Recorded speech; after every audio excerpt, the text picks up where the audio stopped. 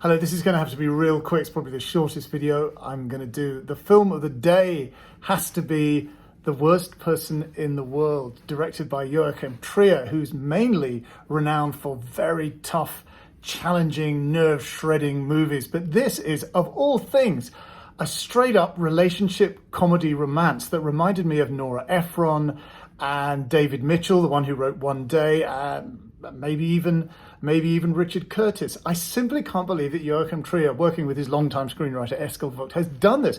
But he has, and it's an amazingly funny, sweet, tender kind of relationshipy rom-com, which had me covertly sniffling to myself and looking from left to right to make sure nobody was going to see me doing anything so embarrassing.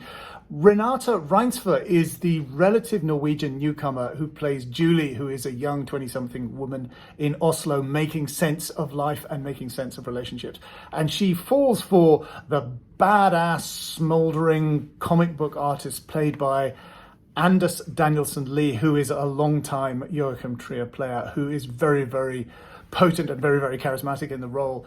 And she has all sorts of mental adventures, and the whole thing is like a kind of innocent non-rake's progress. The film is subtitles Julie, A Life in 13 Chapters, and it shows her life as she progresses from a series of about 3 boyfriends, two of whom she dumps, so arguably the title refers to her, and comes to a sense of herself as a fledgling writer, although the movie never does anything as cliched as say that she hits the big time with her own writing. It's very much more sensitive than that. As I say, we've all watched movies like this so often, kind of cloying rom-com-y films, and we forget that they can be done well, they can be done brilliantly, as this has. And not just that, the whole concept, the whole idea of the coming-of-age rom-com tackles very, very important issues. The idea of love, the idea of the one, the person that we're going to commit the rest of our lives to and maybe even have children with.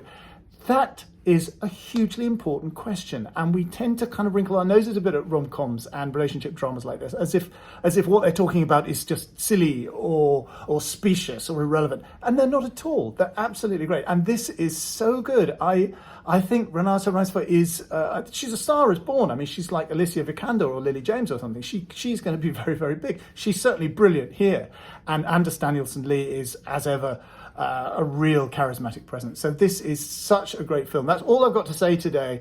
I can't wait for this movie to be released in the UK. I can't wait to watch it again.